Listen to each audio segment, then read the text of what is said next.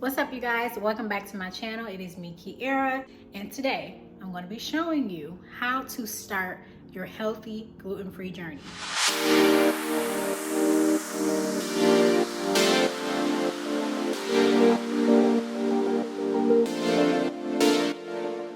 First of all, I got me a little slice of banana bread right here, okay? This is something I do not feel guilty about eating. Why? Because I made this with my health in mind. And that is the whole purpose of this video today. To teach you how to live a gluten-free life without severely compromising your health.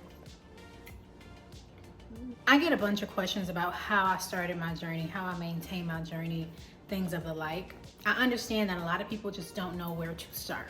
And not only just concerning like how to live gluten-free, but just how to be healthier in general. So this video can not only help out the gluten intolerant folks, but it can also help out other people who might be, looking to just change their life. So the things I'm gonna give you are just super tips, things that help me on my journey, things that have kept me maintaining my journey. These are not in any particular order, so just keep that in mind. First thing on the list, child, you have to plan your journey. Plan. I'm not just saying this because this is what everybody is saying.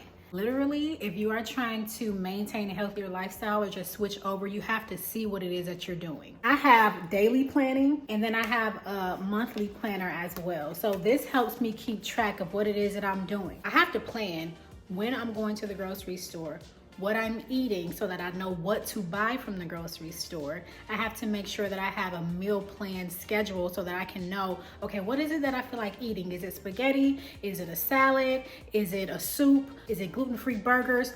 What is it that I want? So establish what it is that you want to eat for that week.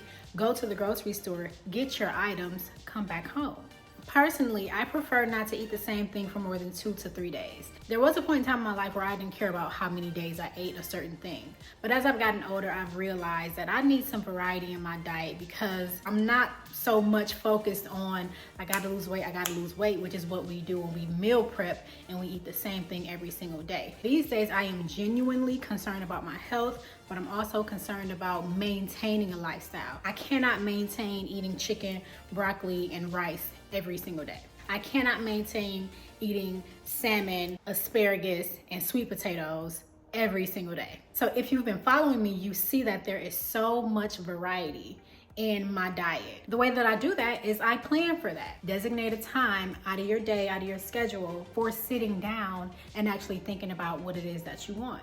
Now, the second part of that is, what can I eat, right? So sometimes when people are transitioning into a healthier lifestyle, they don't even have a clue as to what it is that they can eat. Let me give you the most general and basic tip to get you started. Stay out of the middle of the grocery store. You want to shop around the perimeter. What does that mean? You're going to be shopping for lean meats, you're going to be shopping for fruits, for veggies. We all know that the extra processed and packaged foods are in the aisles and they are typically not so good for you. And I'm not saying stay away from them forever by all means. What I am saying is the healthier options are on the outsides, on the perimeter of your grocery store. Those will be the items that do not have as many ingredients, they're not extra processed, they don't have any extra additives or chemicals or gums added to them. So that is why I say you want to stay on the outside. So a simple meal for you might look like homemade mashed potatoes. It might look like some oven-baked chicken thighs. It might look like some shrimp and some sweet potato fries. But until you can get more educated on what it is inside those aisles that are healthier for you, the simplest way, like I said, is to just stay on the perimeter. So not only are you gonna plan your breakfast, you're gonna plan your lunch, you're gonna plan your dinner, you're gonna plan your snacks. Snacks, now that is the main one that a lot of people get tripped up on, myself included in the beginning, because baby, I need me a snack. I don't care what time of day it is, I'm gonna need me a snack, okay? Simple snacks that do not require you to read a long list of ingredients. Make sure that you are reading your labels. You have to start being more sensible about what it is that you're eating. Making sure that you are prepared. So let's say you are not in the beginning stages, that you're a little bit more advanced, and so you're ready to start cooking your snacks at home. You don't have to start buying stuff from the store. This is what you wanna do. You're gonna open up your pantry and you're gonna pick apart all the things that probably should not be there. Personally, when I started my gluten-free journey, the things that I took out of my pantry was cereals, was flour, was pancake mixes, waffle mixes. I had to look at all of my canned goods and see what ingredients they had within there, because if you've been following me, you know that I'm not only gluten-free, I'm also dairy-free and cane sugar-free. So there's a lot of things that I took out of my pantry, okay? If you're not intolerant to all those things, then obviously that's not really for you. But just keep in mind, if it's out of your eyesight, it's easier for you to avoid it. I replaced my all-purpose flour with brown rice flour.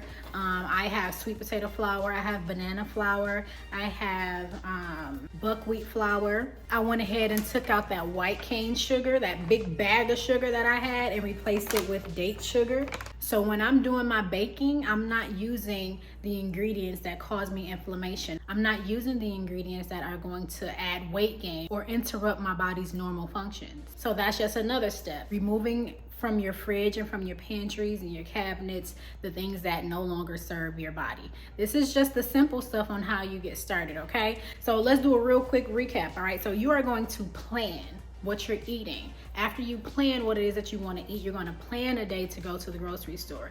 Once you plan that day, you obviously need to make a list of what it is that you're going in there for.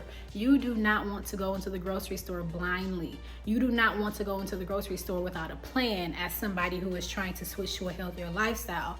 Why? Because you might be tempted to grab some stuff that you don't need, okay? So just to save yourself from that, create a plan and stick to it as best as you can. Going into your pantries, making sure that you have removed all of the items that no longer serve your body. Trying to stay in the perimeter of the grocery store as opposed to going through each and every aisle looking for snacks or breads or packaged items. Especially breakfast foods. It's very easy to just want to grab something quick and easy for breakfast because a lot of us live very, very busy lives, and it's very easy to just grab like a frozen waffle or something like that and head on out the door. And I'm not saying that you can't go and find a gluten-free waffle and have that while you're on your journey. Not saying that at all. This is really just information for the person who doesn't know where they're starting and they don't know how to read labels and they are just completely clueless. You want to stay on the outsides of the grocery store. But another thing that's really, really good is downloading applications, apps to your phone that help guide you, because some of us do not have accountability partners. Some of us may have partners that might fall off while we're in the middle of the journey. Some of us just can't trust other people to really stick with us, and it's not their fault. We're not blaming those people, but we are taking accountability and responsibility for our own health journey. And so while you may start the journey with someone, still as a backup, you can download an app like MyFitnessPal. I personally like to use the Simple app. I think I've talked about that one before on my channel. I'll insert a little example right here of what that app looks like. You go into it, you tell it what your goals are, you tell it what it is that you're eating on a daily basis. It assesses what you eat and it tells you where you can change things, what might be causing weight gain, what might be causing fatigue, what might be causing all these different issues within the body that is preventing you from losing weight. It is also mainly an intermittent fasting app, so it reminds you of when it's time to eat and it lets you know when it's almost time to stop eating so that you can stick to your fasting window. You just want to bring down how many calories you're eating in a day. You want to also bring down how much sugar you are consuming in a day. Starting this journey can be very challenging, and I just want to encourage you to just stick to it, right? If you are making a lifestyle change, it's not something that you just dibble and dabble in for 3 months and then you forget about it. A lifestyle change means you're changing your whole lifestyle. The way that you eat, the way that you even view food is going to be changing, okay? It'll be 2 years for me next month and the journey gets easier, okay? Trust me, I don't feel like I'm missing out on anything because I know what I'm doing now. But there was once upon a time where I didn't know what I was doing, and so I had to figure it out. And the best way to figure it out is to plan it out. You can even get on ChatGPT and ask ChatGPT, can you provide me a 30-day meal plan as a gluten-free person, as a dairy-free person, as someone who just wants to eat healthier? It doesn't matter what it is. If you have no idea where to reach out, or you don't have the money to pay for a trainer or a nutritionist or a dietitian, there are resources out there for you, okay? So this journey, the startup might seem like a huge thing to conquer, but as long as you have pen and paper you can get started. And then when it's time to start working out, you can incorporate that when you get comfortable doing that, because the reason we get so overwhelmed and overstimulated with this health journey is because we're trying to do everything at one time. I have explained this before, that when I started this journey out, I started by the week. I told myself, just get into the gym one day out of the week. That was my literal goal. If I could just make it to the gym one day a week, I'm good. And once I was comfortable with that, I moved to 2 days a week. And once I was comfortable with that, I moved to 3 days a week, so on and so forth. You want to build on your goals. You don't want to just give yourself 50 goals and then get mad at yourself when it's hard to hit all of the goals.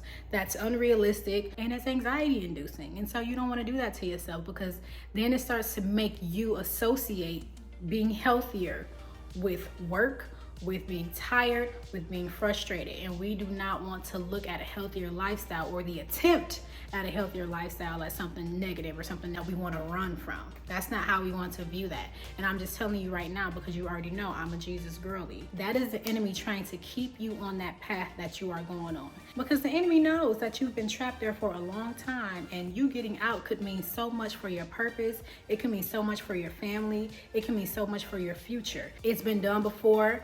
I am testimony of that, as someone who was severely depressed and stressed out and gaining weight and losing crazy weight, body fluctuating, because I could not get a grip on life. I could not get a grip on a routine. And so that brings me to my very last point, actually. And although it's last, it is most certainly not least. Before you even touch your journal, before you even go to the grocery store, you want to pray. You want to start praying over yourself, praying over your body, praying over your mind, that you stay encouraged throughout this journey, that you learn how to maintain this journey, that you have enough grace for yourself so that you don't feel bad when you fall, because there will be some times where you might fall, you might slip up, and it's okay. I didn't get to where I was at because I didn't slip up. It's because I slipped up and I learn from them. And so I do new things and assess how I failed so that I won't have to do it again. And pray that while you are in your weakness, that God truly shows up in his strength, because he will, because that's what the word says he will do, okay? But not only prayer, it took a whole lot of work too. So I hope that this video gave you some insight, that it got you excited to at least make the first step, to get your planner out and start planning what it is that you want to do, to download an app and make sure that you pick the one that caters to what it is that your goals might be. If you have any more specific questions, just drop them in the comments below. I am so happy to answer any of them. Thanks for watching.